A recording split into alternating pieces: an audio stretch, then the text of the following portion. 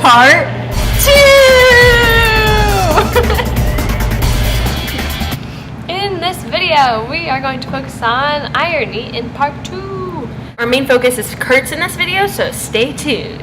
Okay, so the definition of irony is an outcome of events contrary to what was or might have been expected. So this is really important at the Heart of Darkness Part 2 because Kurt's is nothing like what the savages expected. Okay, so irony is very important in the second part of Heart of Darkness because Kurt's entire character is ironic. So before he goes to this island and sees all these savages, he wrote this pamphlet.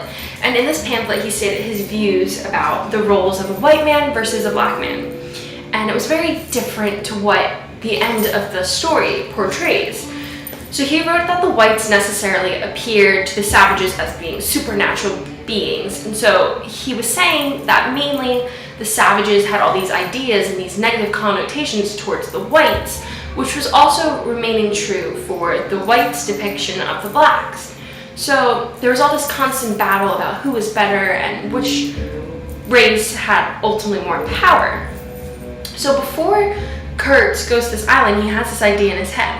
Then he goes there, and it gets ironic because he had his company that was getting ivory, and the more ivory he was sending, the more powerful he was getting. So he was this most powerful agent. So before, he was this very highly intelligent man that everyone respected, but he ends up turning into what perceived as the black man. So he is an ironic character because he becomes a savage in the end.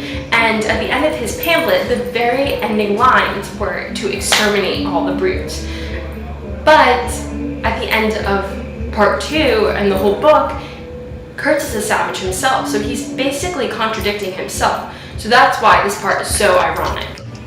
Okay, so now we're going to talk about how Kurt has completely broken our expectations of him being this really helpful guy and how he doesn't match the explanation of the white man he writes about in his pamphlet of how the white men are constructive instead of deconstructive.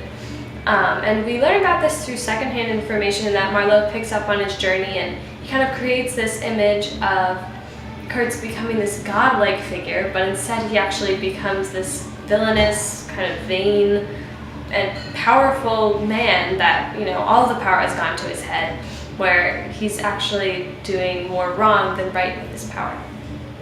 Okay, so now we're going to talk about some of the secondhand information that Marlowe receives on his way to seeing Kurtz.